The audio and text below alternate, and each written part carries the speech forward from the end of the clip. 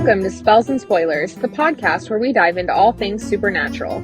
This season, we're starting with Charmed, so grab your spellbook and your popcorn, and let's get magical.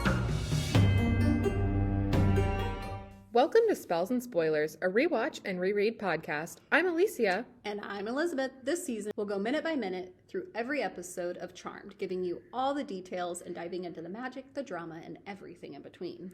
That's right. Each week, we're going to break down one episode of Charmed, and today we're reviewing Season 1, Episode 5, The Dream Sorcerer. But before we get started, just a quick reminder, follow us on social media, subscribe to the podcast, and leave a review if you're enjoying a deep dive.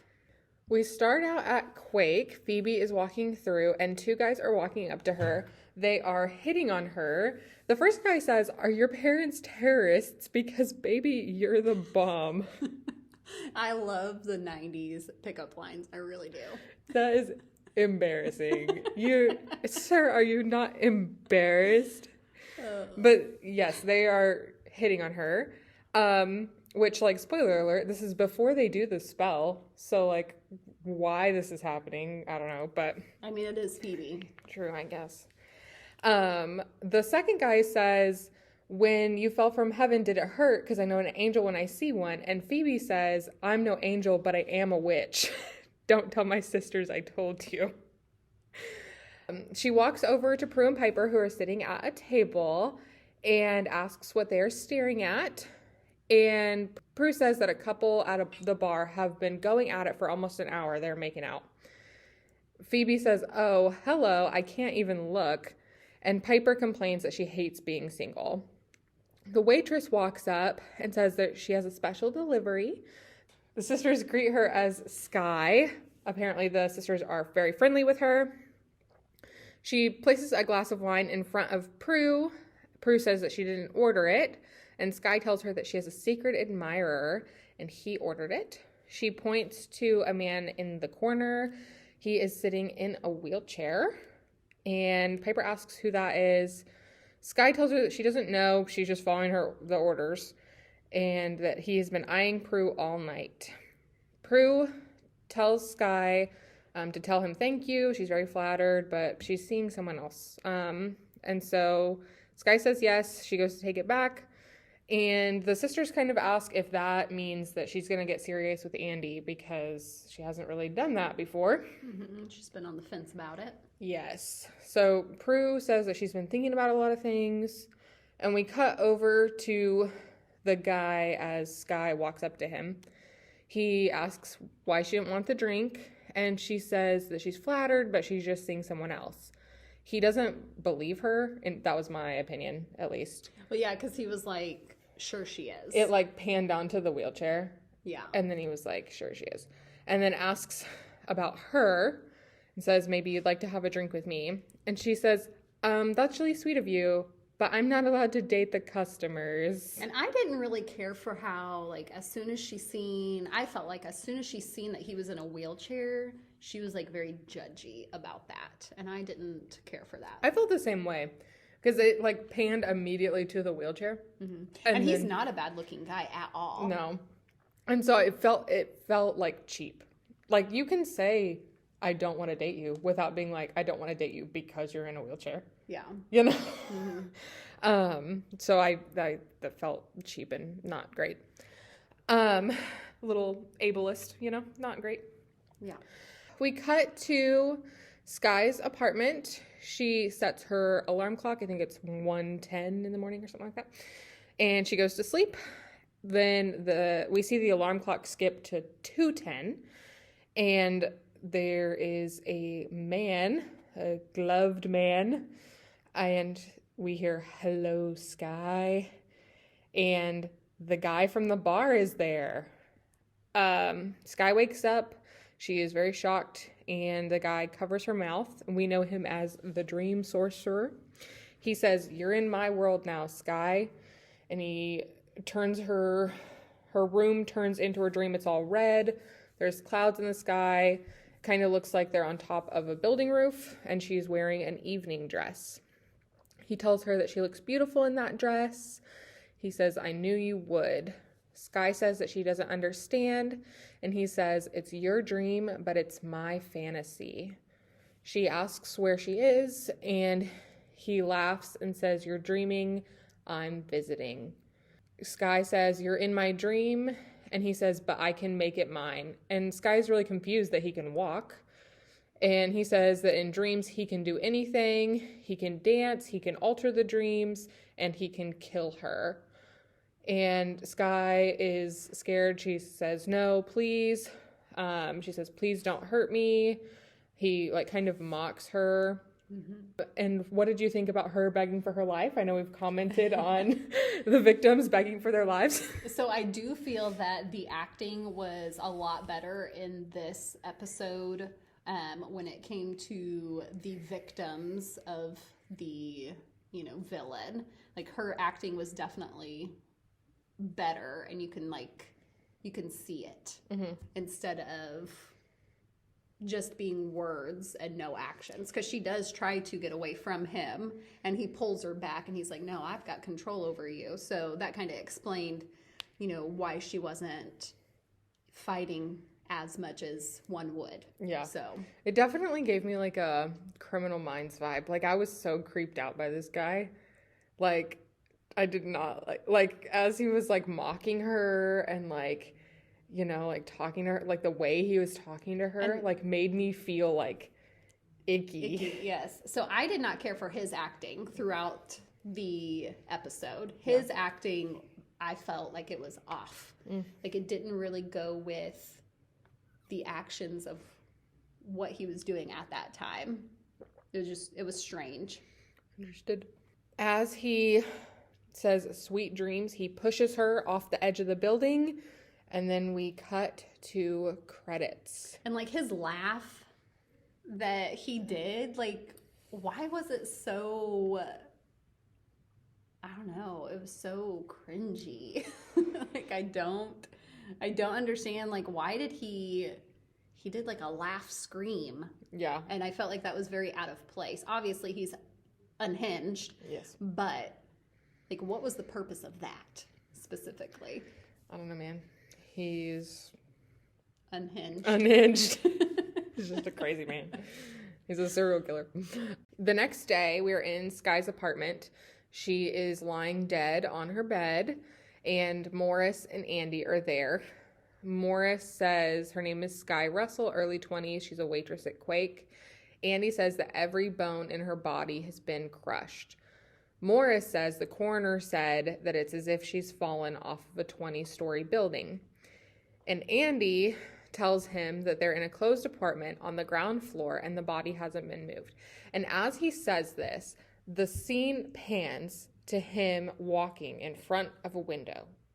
But he's not on the ground floor. Like, it's clear, they're clearly, like, very high up. And I did not notice that when watching, so I'm going to have to start paying more attention to the background details. Like, on a ground floor building, you would see, like, street Cars. signs, trees, like, anything. People walking. And you see, like, a skyscraper. And I don't know who edited that, but, like, that guy probably should have got written up. Do better next time. Yeah, really. At the manor, Piper's watching an exercise video, and I think it's like a Pilates or like a step class or something back in the 90s, It's very relatable. Yes. Very relatable. Yes. And Prue is in there with her. And Piper says, "I give up 2 weeks and nothing strengthened but my temper." Prue says, "Here's the problem. You didn't read the fine print. See, it says right here, $19.95 for the video and $20,000 for the plastic surgeon." Piper says, "Well, it's worked. She's the most desired female in America. What every man wants." Prue says, "That woman? Of course men want her. Men are not different from women. We all want what we can't have, which is why we need to stop thinking about what men want and start thinking about what we want in a man." Phoebe walks in and says, "Tons of fun, lots of heat, and no strings attached. That's what I want." And what I find interesting is that she's eating a bowl of cereal in this scene right here. But I've also noticed in past episodes, she's eating a lot. Mm-hmm. And I find that interesting considering Piper is the chef. Yeah. So I feel like the roles should be reversed, but I find it funny that it's Phoebe that is always eating, has the eating scenes, Yes. and not Piper. Yeah. Piper says, I know this may not sound very PC, but I want romance. Long, slow kisses, late night talks, candlelights. I love love. I'd take what Prue has in a flat second. And Prue tells her that then she'd have to deal with a family secret, which isn't exactly normal. At the police station, we see Morris and Andy sitting at their desks, and Andy asks about the coroner's report. Morris says that Sky Russell died of massive internal hemorrhaging. Her body literally imploded upon itself. Andy asks if he's ever seen anything like that before, and Morris said only on jumpers. Their bodies are usually found on sidewalks. So Andy says there wasn't any sign of external damage consistent with any type of fall. In fact, there's not a scratch on her. So they start positing like whether or not the body was moved. The front door was locked and bolted, so what happened? They decided it had to have been murder. And then we cut to Quake, and Piper hands the guy a meal, and it is gross. Chicken with rice and vegetables, just the way he likes it. Well done chicken, light oil vegetables, and dry steamed rice. That does not sound appetizing to me. That sounds like something I would make myself if I was like trying to go on a diet and wanted to feel bad about it. That's good. That does not sound delicious. And Phoebe asks why Piper is the one doing that, and Piper says that Sky didn't show up for her shift. Wonder why. Which I also find interesting that throughout the episode, it's never revealed to the girls that Sky was murdered. Yes. Yeah. Which, like, Andy knows that she worked at Quake, so maybe give him a call. Yeah, you know? But it doesn't, I mean, it's not out there. Yes. Phoebe tells Piper that she found a spell, how to attract a lover. Piper is very on the fence about it at first. She's like, no, we're not casting any spells. We're not going to do any personal gain. No way. But Phoebe tells her that they can reverse it anytime they want. So she says, I'm not talking about marriage here. We have our 30s to freak out about that. This spell is about having a good time. I thought that was funny how she was like, we have until our 30s. Yes. Like, that's funny. Yes. Piper says, I admit it's tempting. The dating scene can be a little frustrating, but bringing men into our life through a spell, correct me if I'm wrong, but isn't that a bit desperate? And Phoebe says, no, how is asking for what you want being desperate? I say it's not. I say it's empowering. Besides, the Book of Shadows says we can reverse the spell at any time. But what do you think? Do you think it's desperate or empowering? I would say it's a little desperate. I'm not sure that would make me feel empowering. I also think it's desperate. Yeah. Definitely. But, you know, others may disagree. Yeah. Let us know. Let us know if you think it's desperate or empowering. So at the manor, Piper is in the kitchen cutting up some herbs when Prue walks in. Piper is a little stunned to see her because she thought she was out with Andy. And she is a little, caught in the act because they're in the process of doing the spell. And Phoebe walks in saying, the spell calls for cayenne pepper, not black pepper. And then she says, oops, did I say spell? I meant recipe. She says, we are so busted, aren't we?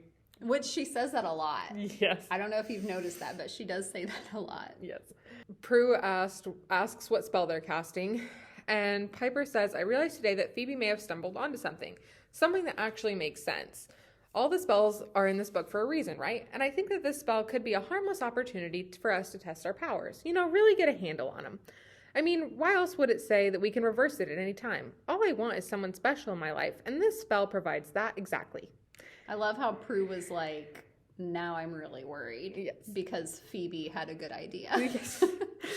I like how Piper says all this and doesn't tell Prue what she's actually doing. That's a direct quote from the show. Mm-hmm. And then Phoebe says, I can translate. Because she doesn't say what spell they're about to cast.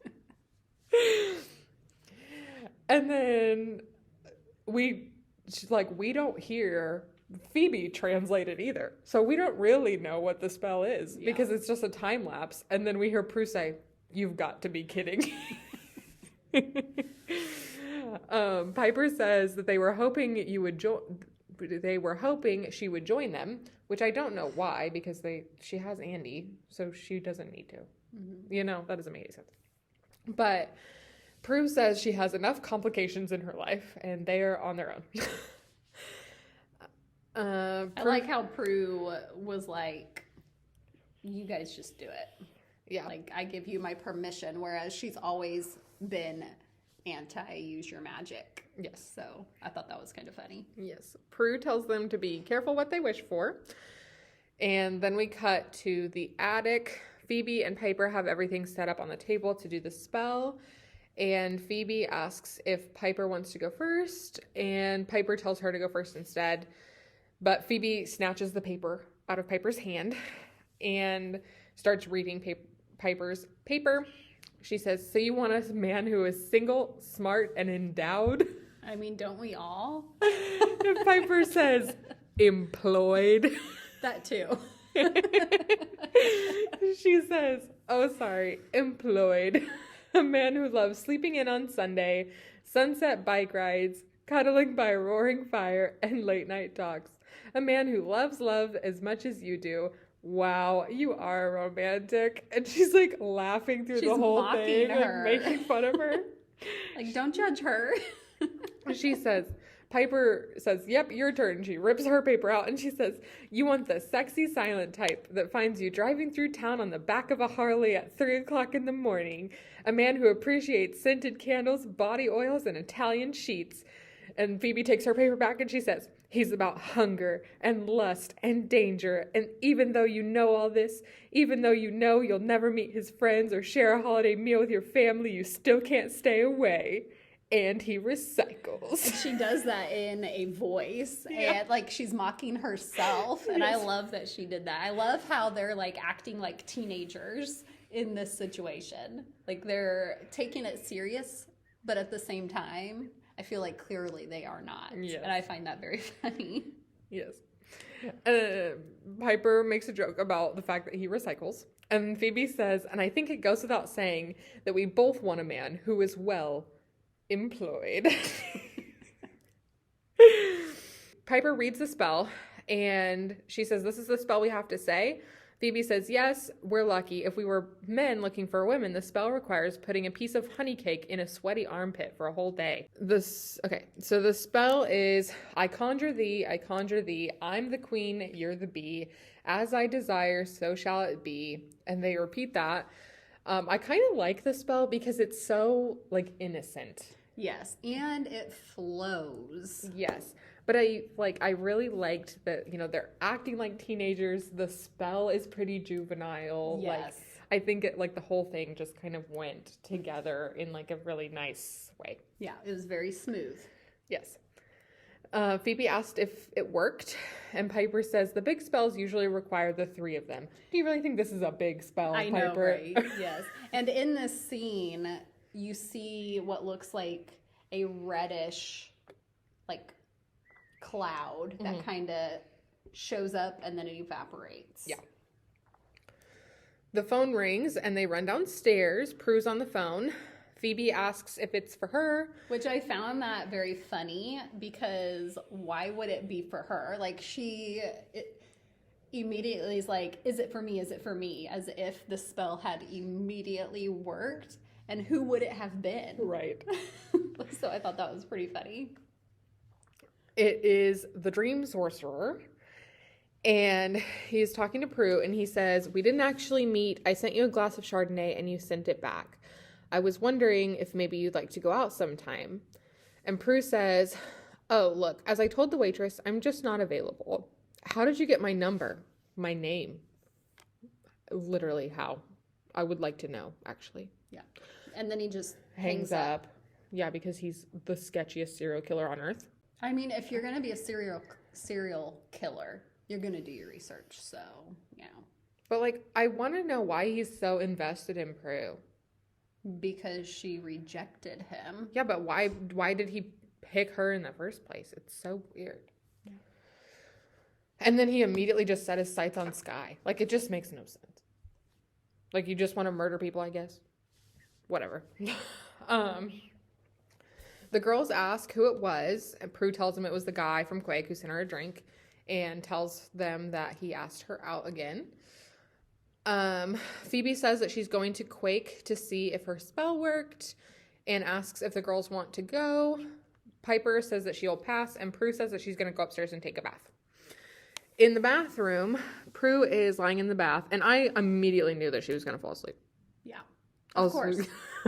How many people take a bath with the lights out, candles going, I think maybe some music in the background? Yeah. At night. I was like, that is taking a nap. Yes, we forethought that. Yes. But we go into her dream, and the Dream Sorcerer is there. He says, "Hello, Prue," and she wakes up and says, "Who the hell?" He finishes her sentence saying, "Am I? And how did I get in? She says, "I don't care, just get," and he finishes her sentence again. It says, "Out of the bathroom." He and Prue at the same time shout, "Piper, help me." And he says, "Scream all you want, no one can help you." She says, "How did you know?"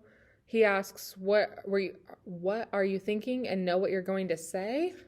He said, I'm in your conscious. I know your every thought and desire." She asks who he is, and he says, "I'm the man of your dreams." Prue says that he's not real and he doesn't exist. And the Dream Sorcerer says that is what her mother used to say, isn't it? Every night before you went to sleep. Prue keeps repeating that he's not real and he doesn't exist. As the Dream Sorcerer says, as she tucked you in, she'd say if you saw any monsters, to tell yourself they weren't real, that they didn't exist, because I'm going to love you to death. The Dream Sorcerer gets a sponge and he rubs it on her back so hard that it makes her bleed, which I don't really understand. So I agree with that. It didn't make sense because, one, it reminded me of iodine, not blood. Probably was. And it didn't make sense with how much, because she winds up with scratches on her shoulder. Yes. And the graphics of that, they could have done better with how much blood that was supposedly on the rag. Mm-hmm. I mean, maybe it's because it was mixed with water. Yeah. And it made it look worse than it was, but it just didn't make sense. Her injury looked... But it didn't seem like he scratched her. It seemed like the sponge scratched her. Yeah. But the sponge is not sharp. But so I did notice that when he was washing her, he did scrunch the sponge. Yeah. So as if he was going to scratch. Yeah. I noticed But then I feel like it would just rub your skin raw. It wouldn't leave 3 sharp, you know what I mean? It wouldn't leave actual scratches or that much blood. So I felt like that was a little odd. Yeah. And that she was clearly, because again, it shows that she has scratches, and she was in pain. Mm-hmm. So I felt like with how much pain she was showing, it should have been worse than what the episode shows. Yeah, it just didn't really add up, I think. Yeah. But he next pushes her head under the water. Piper knocks on the door and Prue wakes up. I don't really understand how him pushing her head under the water doesn't wake her up. I don't really understand the dynamics, I guess.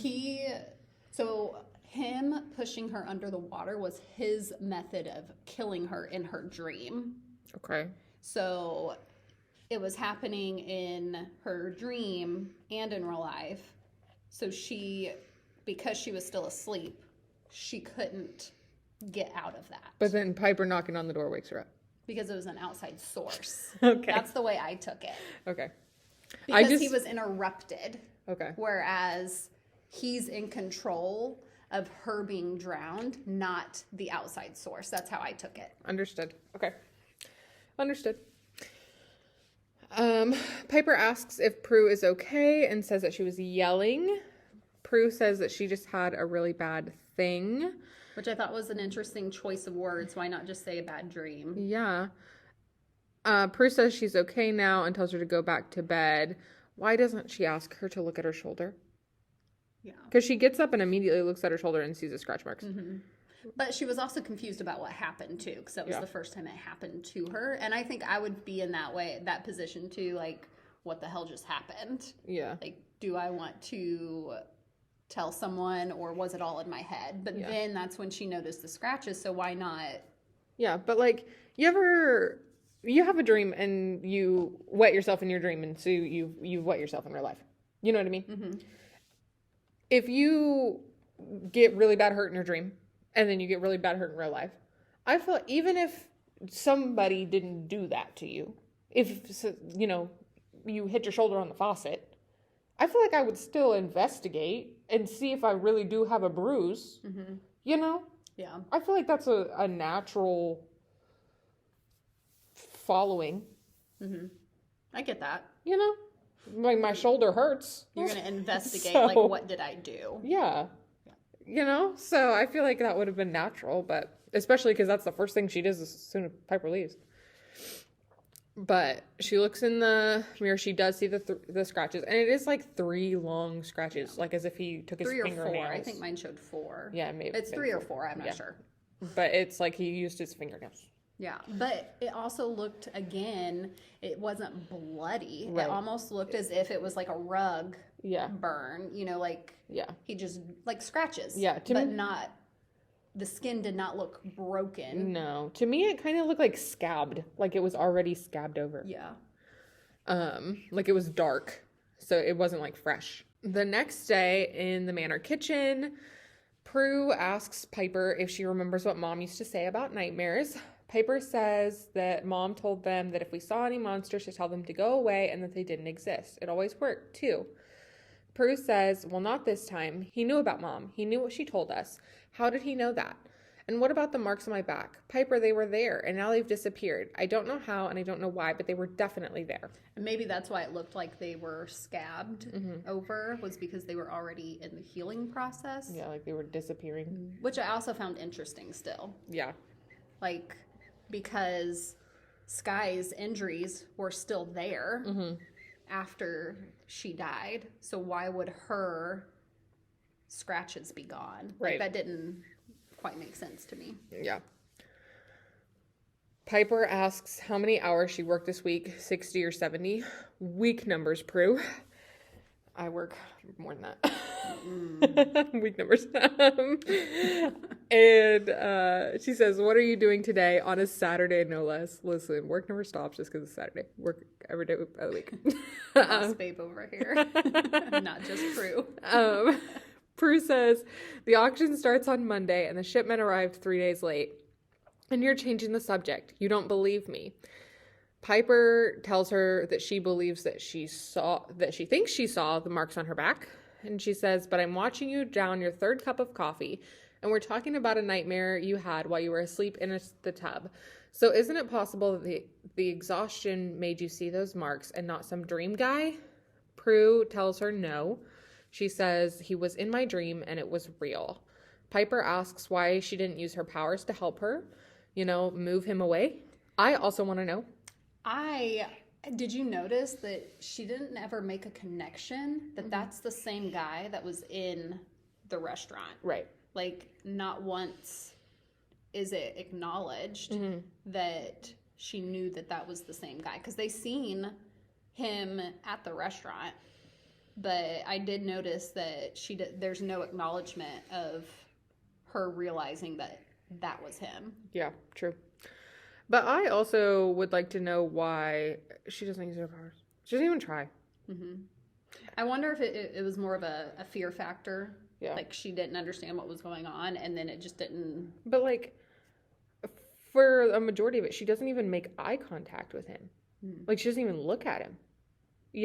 And I understand, like, she's scared because it's a nightmare. But, like, I feel like that's just out of character for Prue. And it could be because he does mention that he has control over her. So maybe that was another thing. But I do agree she does not try using her powers. In the kitchen, a shirtless man enters. He is pretty handsome. And he goes to the fridge and gets a bottle of milk out and drinks all of it. From the carton, okay? Yes. First of all, if anyone were to do that and I caught them in my household, I'm going to bop them on the back of the head because that is not okay. That's gross, okay? Whether it is almost empty or not, I don't care. That's gross. And also, why was he drinking it the way he was drinking? Like, it was running down his chin, on his bare chest. Like maybe they were trying to get a sexy vibe, but that was not sexy. Because it was milk. It's going to smell. It was just... No, it was not okay. Oh, gosh. His name is Hans, and he is there for Phoebe because their spell worked.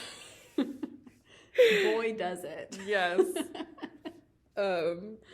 Phoebe says that they had safe sex, a lot of safe sex. Piper says, ew. And I love how every time Prue or Piper's sex life comes up, I love how every time Prue or Phoebe's sex life comes up, that Piper always says ew or gross, almost like she's a prude in a way. And it just cracks me up because she's like, no, like she knows that that's happening. Yes. Like, come on. And I get that you don't want to discuss that with your sisters or whatnot, but you know, you need that person. Yes. So I always find it funny when she says ew or gross. And before Hans leaves, he says, oops, almost forgot. And he puts the empty bottle in the recycling bin. I know, he like makes eye contact with Phoebe, and I think he even like wiggled it or was like, and then dropped it in like, be proud of me. Yeah. Because he recycles. Yes.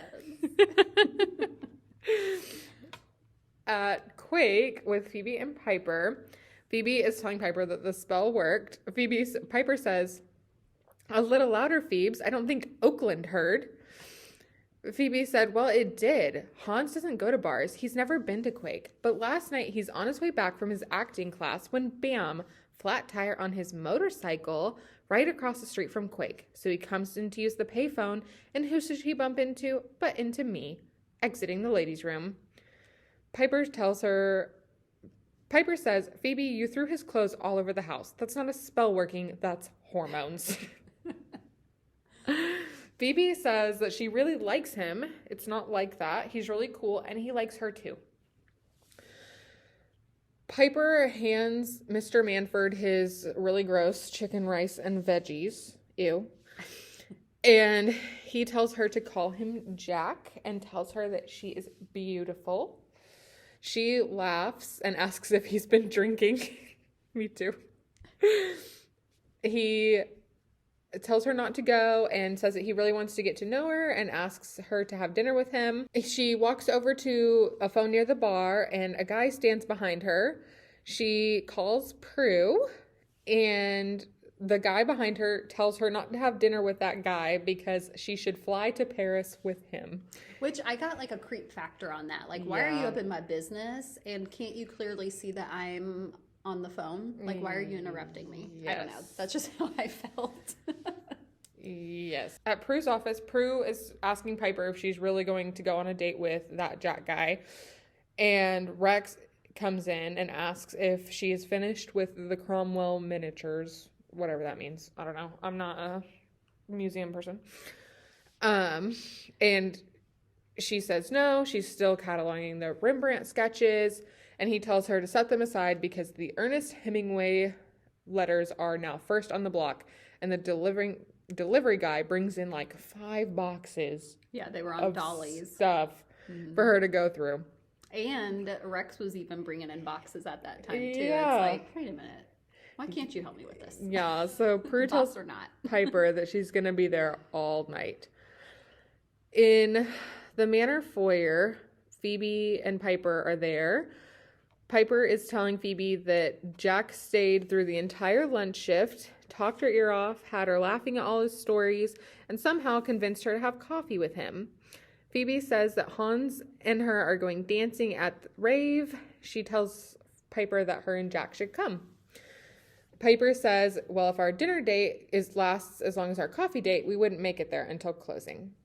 Phoebe suggests that they all meet back at the house and says that it has all worked out so great. We cut to the Dream Lab, and Andy and Morris are there. Morris says, so this is a dream lab. They actually pay people to sleep. Have you ever had a sleep study done? I have not, but my husband has, and I've got a few friends that have had them as well. Have you? They suggest that I do one, but I have not done one. I'm nervous. So yeah, I do know that they you're put in your own little room. They put little connections on you, and you have to attempt to try to sleep with everything connected. Yeah, I think that's my fear. I have a hard enough time sleeping that I think if you disturb my very delicate balance, that I just will stay awake the whole night. And then they'll be like, okay, we got nothing. Thanks. Yeah. You know? Yeah, I don't think that it would be very fun, but for your health, you should definitely do one. The lab tech tells them that Mr. Berman will be right with them, and Morris tells us that Berman dated the first victim, who is Julie Garrickson. Andy says it's a privately funded research facility, and Julie Garrickson worked there. She and Berman teamed together on some kind of experimental project. Berman arrives outside the room in his wheelchair, and it is the Dream Sorcerer. Dun, dun, dun, dun, dun, dun. He asks how he can help the inspectors, and Morris asks if he is Whittaker Berman. He says we're conducting an investigation and they would like to ask him a few questions. Andy hands him a photograph and asks if he knows this woman, and Berman says, that's Julie Garrickson. She was my girlfriend. I was heartbroken when she... Forgive me. It's just very hard. I still miss her. Which his acting in this scene was horrible. Yeah. Like, it was very emotionless and careless. Like, there was just no emotion. And if he was still heartbroken, there would have been something in his voice, and I did not like that. Like, yeah, I agree. He could have played it off a lot better, I feel like. Absolutely. Andy says another woman died just like her the other night, a waitress crushed to death in her sleep. Berman says that's awful. He stutters over his words. Yeah, and again, no emotion. He was almost dazed, yeah, or in a weird state. Yes. Andy asks after his whereabouts the night before last. And Berman says that he was in the lab asleep. He left in the morning. Morris asks if there's any witnesses. And Berman says a night's worth of data, 2 scientists, and a lab technician.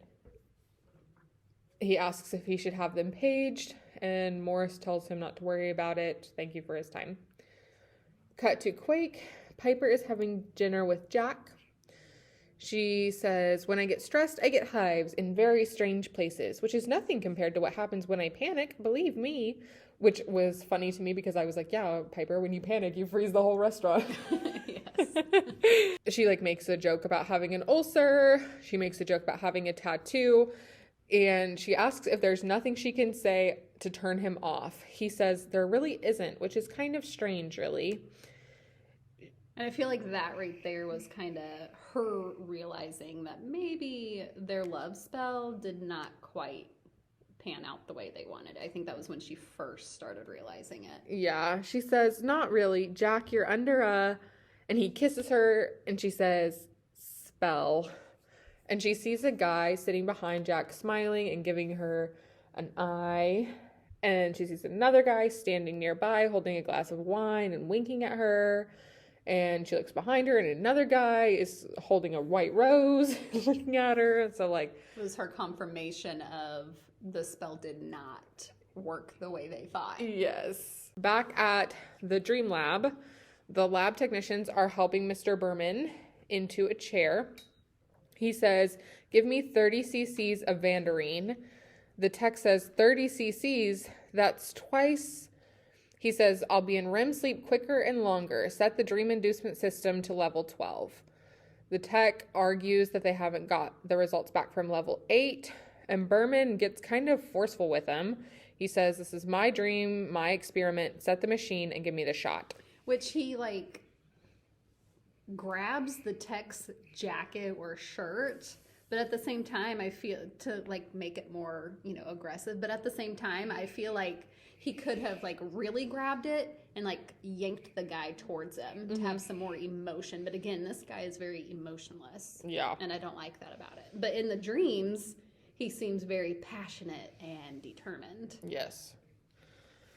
At Buckland's, or in Prue's office, and Prue has fallen asleep at her desk, and the Dream Sorcerer is in her dream. He says, hello, Prue, we meet again. She wakes up into her dream, and she grabs the letter opener off her desk. He says, all that work, all those hours, you fell asleep at your desk. She calls out, and the walls of the office turn into blue and red clouds. He says, what do you hide from at work? Is it the pain of your past or the uncertainty of your future? Prue is stuck in her chair and says, I don't hide from anything. The Dream Sorcerer says, you can't move out of your chair, can you? And he spins her around and says, don't you want to know why? Because I don't want you to. You're powerless, Prue. And she tells him to go to hell. Me too. The Dream Sorcerer says, I, on the other hand, am the all-powerful. If you don't want to talk to me, that's fine. There's always Piper, Phoebe, or any number of young single women out there. It's an endless pool for the Dream Sorcerer. Prue argues with him that she'll stay, and the Dream Sorcerer says, it's too late. You're falling asleep. Prue says, I'm awake. And they argue for a few minutes, and then she kicks him and stabs him in the hand with a letter opener. He tells her good night. He grabs the chair and gets ready to push her over the edge, and then the phone rings, and Prue is back in her office. She wakes up and answers the phone, and it is Andy. She asks if she can call him back, but she thanks him for calling because he just saved her life. Yes, downright good. Yes. And Andy says he just wanted to hear her voice, which was so sweet. And then her response is like, okay, bye. Yeah, like, really. Like, I get that she's freaked out, but she could have been like, yeah, you too, bye. Yeah. You know? Rex touches Prue on the shoulder, and she spins back around and nearly stabs Rex with the letter opener. And they both get freaked out because the letter opener has blood on it, and so does her hand. Yeah. And then we'd never get an explanation. I would love to see how she explained that to Rex. I mean, I guess she could have been like, oh, I must have cut my hand Yeah. trying to open the box or something, you know? Because I did think that too, like, I'm your I'm boss. Holding it like a What's weapon, happening? and there's blood all over me. Okay. Yeah. At the police station with Andy and Morris, Morris is arguing with Andy. He says the man is in a wheelchair. He's got no motive, and he's got an alibi. So tell me again why you think Berman is our suspect. Andy says dream leaping. That's what Berman is researching at the lab. Dream leaping, the ability to project himself into someone else's dreams. Morris asks, into women's dreams and killing them? Now who's dreaming? Andy says, not just any women. Women who reject him, just like Julie Derrickson did. She broke up with him when they were driving somewhere. He got into an accident, and that's why he's paralyzed. It's all there in the police report. The day after he went back to work at the lab, Julie Derrickson died suspiciously. 6 months later, 2 more women died in their sleep, crushed to death. Coincidence? You tell me.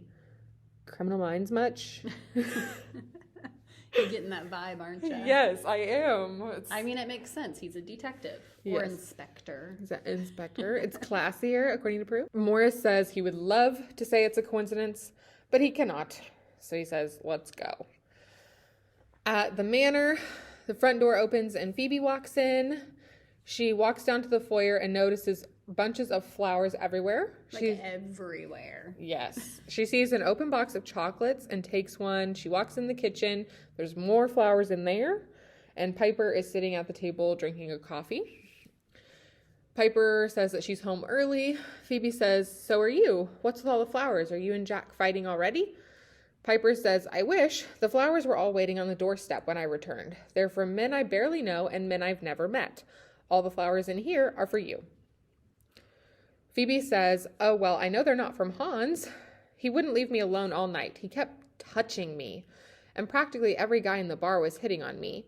Finally, I couldn't take it anymore. I ditched Hans and left him at the club. So how was your date? Piper says that everything was perfect. Even her faults were perfect, but it wasn't real. Everything was because of the spell. It wasn't because of her. And that love is between two people, and it can't be explained and it can't be conjured. And that what they did isn't right. Phoebe says, even our poor cat's in hell. Which I love that it showed like all the tomcats along the window. Yes. Like that was pretty funny. Yeah, I'm like, I love that they included the cat. I'm like, poor Kit. Kit didn't say the spell.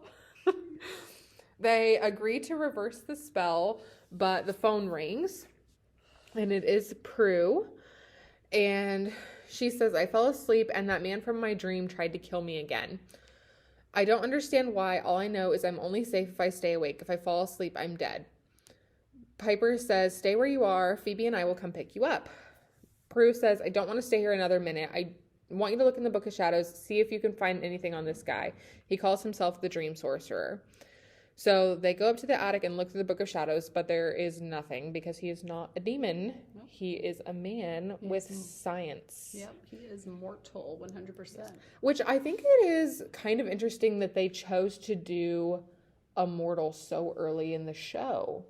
Why is that? Because, I mean, there's so many supernatural things still to discover for them to be like, let's do a mortal with science. Yeah. You know? And I like how they had a mortal involved in this, because then it shows that it's not just supernatural beings, that it's corrupt humans as well. Yeah. I mean, it's not wrong. I just think it's interesting that so early, like it's still season 1, episode 5 even, that they were like... They could have chose something else. Right. More supernatural. Right. Than still a mortal. Right. Still to build that lore in.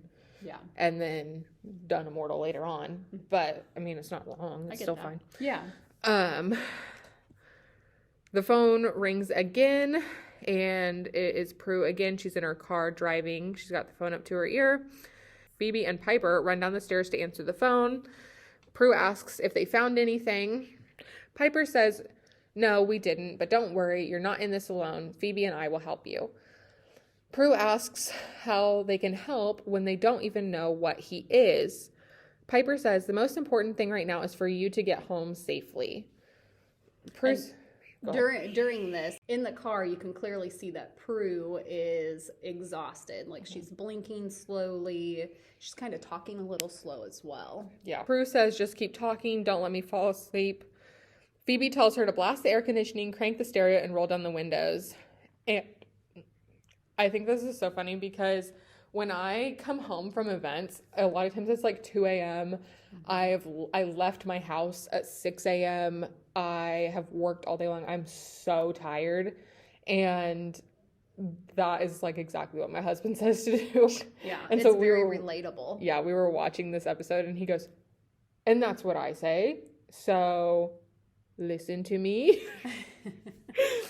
I mean, I did the same thing. Like when I would work late nights on my way home, from where I was working, it was a 20-minute drive, and I would crank the radio up and put on the cold air to keep me awake. Yeah, my problem is like I've been so uncomfortable for so many hours that I just want to be comfortable for the ride home, you know? You want to relax into the seat. Yes. They suggest singing the road trip song, and I'm kind of bummed that we don't hear the road trip song. Yeah, so we don't know what that means. Yes, because Hans breaks in, and he is very angry. He says, you left me. How could you leave me? Ever since I met you, I can't do anything. Eat, drink, sleep. All I can do is think about you. Cut to Prue. She is almost asleep. The Dream Sorcerer appears. He says, the time is now, Prue. We are almost there. Which, in this spot here, I did not care for how Prue reacted to hearing someone breaking in. Right. like in the process of attacking her sisters for all she knew. Like, I get that she's exhausted and that she's on the verge of sleeping, but if I'm in an exhausted state, I feel like hearing my sisters in trouble, I'm gonna come right out of that exhausted state and be more aware and want to know what the heck is going on and try to get home as fast as I can. I don't feel like I would have fallen asleep, even if I was, again, in that exhausted state. Like, I feel like my adrenaline would have kicked in, like, what the hell's going on? That's what I said when I was watching the episode. I was like, how is she listening to that? And then she's so tired. And then she's like, what's happening? Like, where are you? What is going on? I'm like, yeah. No. Like, and it's Prue for that matter. Like, Prue is the one that is all about really stepping up and making sure that her sisters are safe. Yeah. But then in this instant, it was not like that at all. Yeah, like if my sister's boyfriend's breaking the door down and screaming, I am involved. Like, even if they were to call and wake me up in the middle of the night, dead sleep, like, that's going to wake me up. Yeah. And I feel like they did that poorly. Yeah, I agree. It kind of like cuts in and out between this scene of Hans and the girls fighting and Prue trying to fall asleep.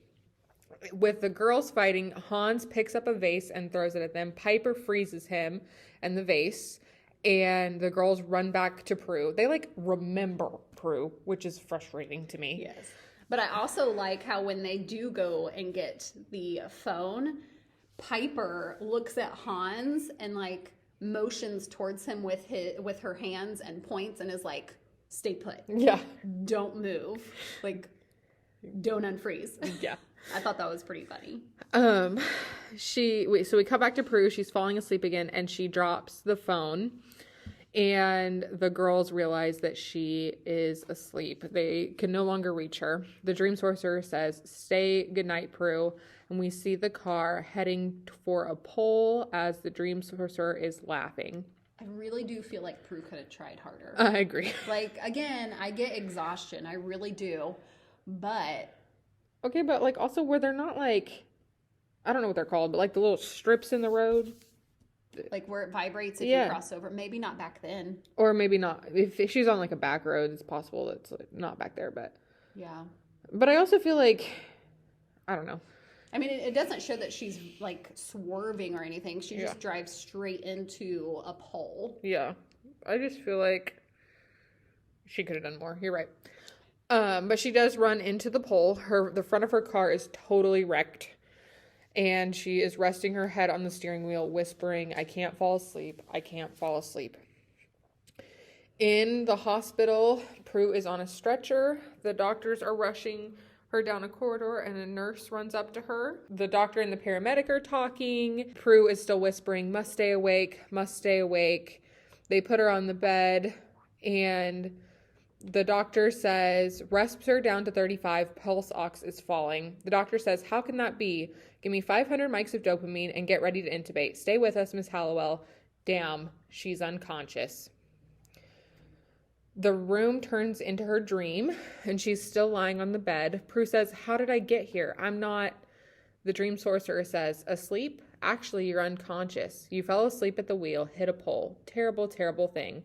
Speaking of pain, you really hurt me last night." And he, like, shows her his hand to, like, gesture when she stabbed him with the letter opener. His hand is in a glove. Yeah, it's literally fine. How do we know that she hurt you? And he says, "And not just my feelings." Or his ego. Yeah. Prue tries to make a call, but the Dream Sorcerer says, "We are definitely out of range." And he picks up a glass of wine and says, "A little wine with your death." In the dream lab, Andy and Morris are there, and the tech says that Mr. Berman insists that he is not to be disturbed during his experiments. Andy says that he does not care at all. He says, "We want to talk to him. Wake him up." The tech says that he's heavily sedated. Andy says, "Get to work." And Morris says he hopes he's right about this. And Andy says, "I am." Question now is not if Berman is going to kill again, but who? Your girlfriend. He's going to kill your girlfriend. He never finds out that it's her. I just love how sure he is of himself. Yes. Like, his intuition is, like, always spot on. Yes. In Prue's dream, Prue is wearing a very nice black evening gown. The Dream Sorcerer asks if she likes the dress, and Prue says, I've worn better, because she is sassy, always. And the Dream Sorcerer picks her up off the bed, and we cut back to the hospital where Piper and Phoebe run up to the reception desk and ask where Prue is. They say she's still in Trauma 1 and tell them to go to the waiting room. When the nurse walks away, they run into the trauma room. Yeah. Back in the dream lab, Andy is knocking on the glass and like yelling for Mr. Berman to wake up. He says, I don't care what it takes, just wake him up. And he continues to bang on the glass saying, Mr. Berman, wake up, which cracks me up. I laughed so hard watching that because they're like, he's heavily sedated. And I'm like, wake up, please. Or the fact that there is clearly a door. Yeah. And he's standing where the glass is. Like, he could have went in there and started, like, shaking him or... ripping the tubes out. Yeah, ripping the little sticky things off. Like, yeah. Instead, he's just banging on the glass. Wake up. Yeah, it was so funny. In Prue's dream, you can hear Andy's voice yelling to wake up Mr. Berman. And Prue says, Andy. I also find it funny, like, how Berman takes her out of the bed and the way he carries her. Like, he carries her sideways and grabs, like, one thigh. Like, why did he carry her like that? I have no idea. Like, he could have just, bridal carried her or... I don't know. It was just a really awkward moment, I felt like. Yeah. He is definitely a strange man. That is for sure. He's a serial killer, so... Yes. A little strange. Piper and Phoebe start talking to Prue, and Prue can hear them in the dream, kind of. The Dream Sorcerer says, they can't help you, you're mine now. Phoebe tells Piper that she's scared and asks what we do, and Piper says we don't let her give up. She says, Prue, listen to me, you've got to fight with this guy. You can do it. Use your power, Prue. Phoebe tells her, come back to us, and in the dream we hear, use your power, you can do it, Prue. And the Dream Sorcerer tells Prue that she's powerless. In Piper's voice, in Prue's dream, we hear, you can do it, use your power against him. And the Dream Sorcerer carries her over to the edge of the building. He says, shall I say good night? And then Prue says, no, let me, good night. And she finally makes eye contact with him, and she uses her power, and he flies over the edge of the building. And we cut to the dream lab, and the Dream Sorcerer is yelling in his sleep, and he stops, and he dies. And the way he dies, like, the veins in his face, like, come out. He turns kind of purpley. Yeah, it was like a fisheye effect. It was very strange. Yeah, like, why did he do that? Because Skye did not do that. Like, her face did not have veins. She wasn't purpley. Maybe it was all the drugs he was on to be under sedation. I don't know. I just thought that it was weird the way they did that. Like, he could have done the whole, like, gasping for air and waking up the way he did, but I didn't get why they did the makeup the way it did. Yeah, I don't know. Andy says, I don't believe it. He's dead. And Morris says, I will never doubt you again. Yes, you will, Morris. That's okay. Of course he will. That's okay. Prue wakes up in the hospital. The girls are glad that she's okay, and Phoebe asks about the man. Prue says that he is gone. The next day in the hospital, Piper and Phoebe bring in the flowers to Prue's room. It was an entire cart of flowers. And Prue says, please tell me you guys are here to pick me up. Piper says, no, Dr. Black said one more day just to be sure. And Phoebe says, it wouldn't kill you to get some rest. And then she realized what she said and then covers her mouth. And Prue says, Phoebe, it's okay. Thanks for the flowers. And Prue says, what's going on? Phoebe says, long story, not very interesting. Prue asks if that has anything to do with her lust spell. Phoebe says it does, but tells her not to worry.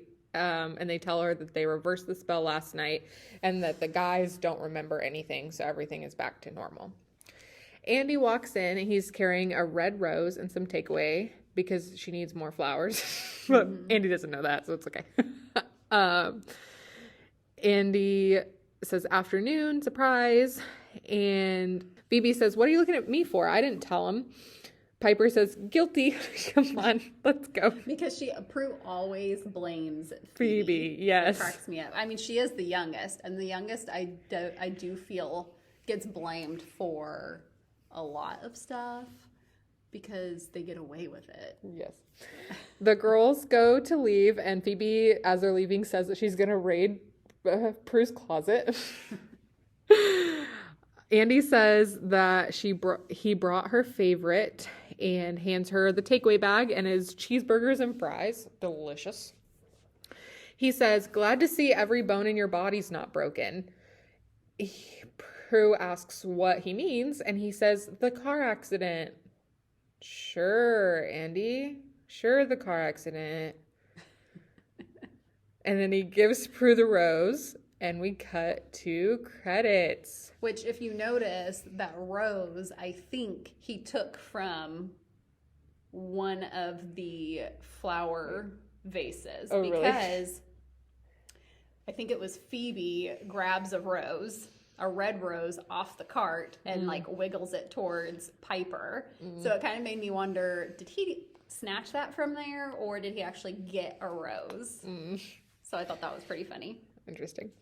So, Elizabeth, who is your witch of the week? So I don't necessarily have a witch of the week because I feel that Phoebe and Piper's love for Prue had empowered her to primarily save herself, but in a roundabout way. Their encouragement and love for Prue saved her. So I kind of leaned towards Prue, I guess, because she was able to overcome her situation in her dreams with the help of her sisters. And they weren't dealing with a supernatural being, showing that the power of 3, even though they didn't use their spells, was still strong enough to save each other still. Nice. What about yours? Did you have a witch of the week? Yeah, I said that it was obviously Prue for me, that she basically single-handedly defeated the bad guy. But I did want to give an honorable mention, an honorable witch of the week, to Andy. Okay. For just believing that it could be Mr. Berman, even though it did not seem like it was possible. Because, like, a regular guy, I feel like would not just believe that he was killing people in his dreams. And Andy did. He was like, I don't know how he's doing it, but he's the killer. And we have to stop him. I think that is a good point because clearly Andy has had some type of supernatural event happen to him or he witnessed something happening. So I feel like because of whatever that was or is, has helped him open his eyes and expand his possibilities of what is out there. Yeah, and his intuition is just so spot on. Like, he is just so good. Like, he is, and he has, like, the perfect job for what he is as a person. Yes, I agree. And I love that. And so I just wanted to give an honorable to Andy, even though Prue is my witch of the week. So, that is how I feel. That's fair. That's it for today's episode of Spells and Spoilers. Thanks for hanging out with us. Don't forget to subscribe so that you never miss an episode, and follow us on Instagram at Spells and Spoilers and TikTok at Spells and Spoilers Pod for more. We'll be back next time with more supernatural fun. See you later. Bye.